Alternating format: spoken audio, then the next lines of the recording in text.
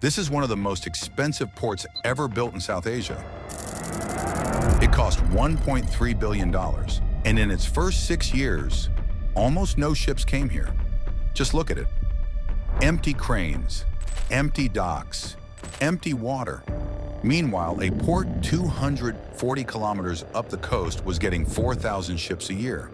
This one, 40 ships per year for a port that cost $1.3 billion. It's along one of the world's busiest shipping lanes. Sri Lanka's government hopes it will help fuel growth in the region. Although it is the second largest port on the island after Colombo, it now has the advantage of offering ship repair work and refuelling, as well as container transportation from its multi-purpose terminals. So how did this happen? How does a country build something this big and this useless?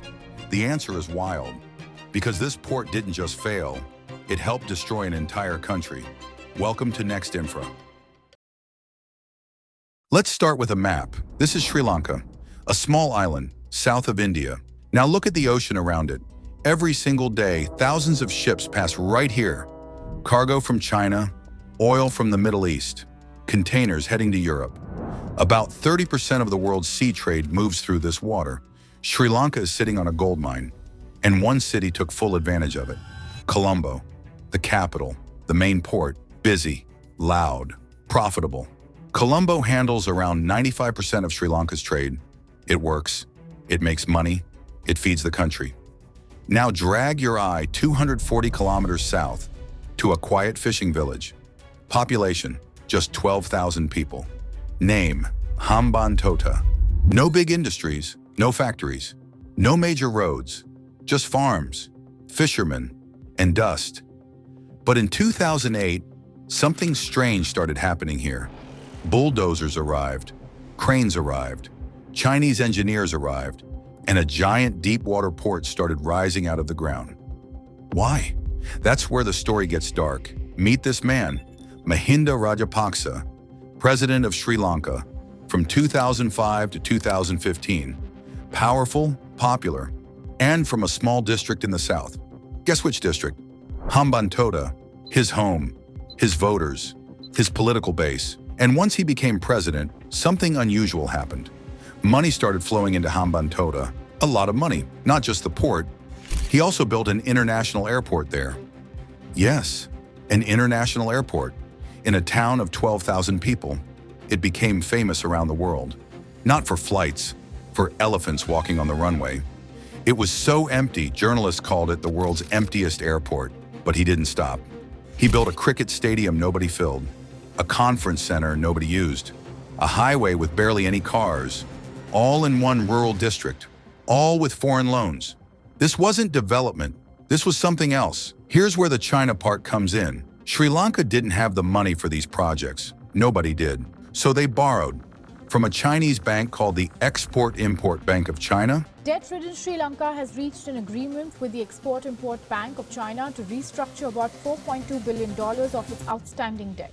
And the interest rate? Around 6.3% on the main loans. That sounds small. It isn't. The World Bank gives poor countries loans at less than 3%, sometimes near zero. 6.3% is closer to a credit card rate. Sri Lanka took the deal anyway. Why? Because Chinese loans came fast. No questions, no tough conditions. You want a port? You get a port. You want an airport? Done. The catch? You have to pay it all back, with interest. And here's where things start to break. The port opened in 2010. Big ceremony, big speeches, big promises. And then, almost nothing happened. Ships didn't come. The first year, single digits. Then a few dozen. By 2012, the port was averaging fewer than 40 ship calls a year. Why? Simple. Hambantota is 10 nautical miles off the main shipping route. 10 miles doesn't sound far. But for a giant container ship, it's hours of extra travel, tons of extra fuel, costs that nobody wants to pay. And for what? Hambantota had no factories, no exports, no reason for ships to stop. Colombo was right there. Bigger, better, cheaper. So ships skipped Hambantota every single day, year after year. Meanwhile, the loan payments kept coming, like clockwork. And Sri Lanka was paying with money the port wasn't earning. By 2016, the port had losses of nearly $300 million. That's when reality hit. Sri Lanka had a problem, a big one. The port was bleeding money. The country couldn't keep up with the loans. Something had to give. So in 2017, the government made a decision that shocked the world. They leased the port to China for 99 years. Yes, 99 years. Almost a century. A Chinese state company called China Merchants Port took an 85% stake in the port's operating company. In exchange, $1.12 billion in cash. Chinese company involved in the Hambantota Port project has put on hold the last tranche of $585 million to Sri Lanka over a dispute involving infrastructure facilities. The headlines went global within hours. Sri Lanka's Hambantota Port and the discourse around it has always been about China's debt trap. This port was leased to China for 99 years because Sri Lanka could not pay for its construction. China takes Sri Lankan port. Belt and Road claims its first victim. Newspapers everywhere ran the same story. China lent the money. Sri Lanka couldn't pay. So China grabbed the port. A perfect villain story. There's just one problem with that story. Almost none of it is true. Here's what actually happened. $1.12 billion Sri Lanka got from China. It didn't go to repay the port loans. Sri Lanka used that cash for something else completely. It went into the country's foreign reserves to pay other debts to other countries, not China. Original Chinese loans for the port, they still exist. Sri Lanka is still paying them, even today. So this wasn't China taking a port because Sri Lanka defaulted. Sri Lanka never defaulted on those port loans. They negotiated. They signed a lease. They took the cash. It was a business deal, a bad business deal, but a deal. Researchers like Deborah Brodegum at Johns Hopkins looked at the documents. Her finding? China didn't push the loan. Sri Lanka asked for it. China didn't seize the port. Sri Lanka offered the lease. So the famous debt trap story? It's mostly a myth. But that doesn't mean China is innocent. Because here's the uncomfortable truth. China keeps lending billions of dollars for projects that often don't make economic sense, in countries that often can't pay it back, in places that are strategically important. Is that a trap? Or is it just risky lending? Honestly, the world is still arguing about it. But here's what nobody can argue with. When a project fails, China is suddenly in a very powerful position. It can negotiate, it can take stakes, it can wait. Sri Lanka isn't alone. Zambia borrowed billions from China for roads and power plants. It defaulted in 2020. Ecuador borrowed for a giant dam. The dam has cracks. The debt is still there. Pakistan borrowed for highways and ports. It's stuck in IMF bailout after IMF bailout. Same pattern, different country, politically driven projects, optimistic numbers, loans they couldn't really afford. But Hambantota was the famous one because Hambantota came with something extra, the collapse. Fast forward to 2022, Sri Lanka completely falls apart. This isn't dramatic language. It's literally what happened. Foreign currency reserves dropped to under $50 million. For a whole country, that's not enough to import food for 2 weeks. Petrol stations run dry, hospitals run out of medicine, cooking gas disappears, power goes off for hours every day. Imagine your morning bread suddenly costing twice as much, then 3 times, then 5. That's life in Sri Lanka in 2022. People wait in queues for fuel for 3 days. Some die in those queues. Sri Lanka continues to grapple with the ongoing economic crisis. The island nation is on the brink of running out of fuel. And then on July 9th, 2022, the people had enough. Thousands stormed the presidential palace.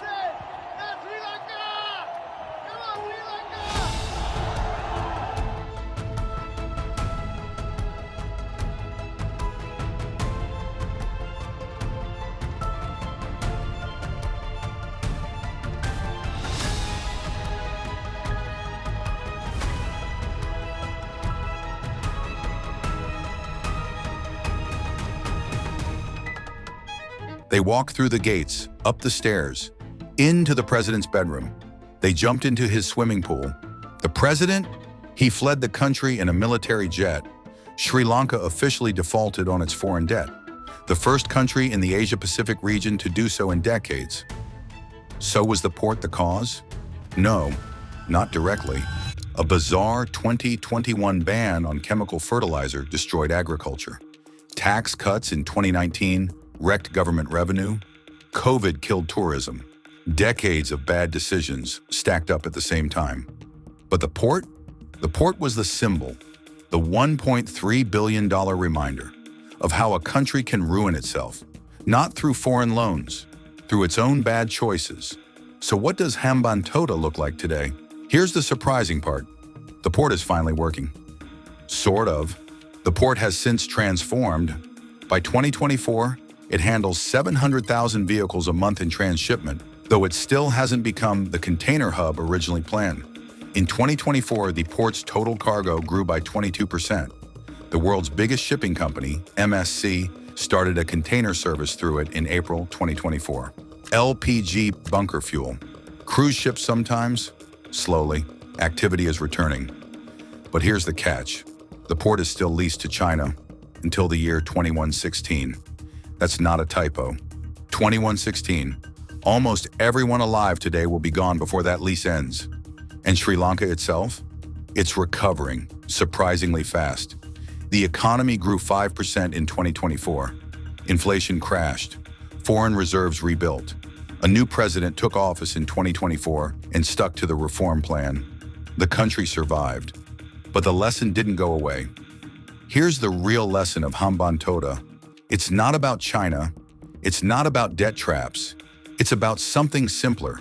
When politicians build big things to look big, and a foreign lender is happy to fund it, the result is almost always the same. Empty buildings, crushing debt, a bill that the next generation has to pay. Hambantota wasn't a port. It was a monument. A monument built for one man, in one district, with money the country didn't have. And the price? A 99-year lease? A national collapse? Millions of people sleeping in petrol queues. A president running from his own people. $1.3 billion. 40 ships a year. 99 years.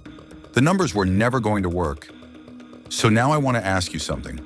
If you were the leader of a small country and a powerful nation offered you $1 billion to build something nobody really needs, would you say no? Tell me in the comments, because that exact choice is being made somewhere in the world right now.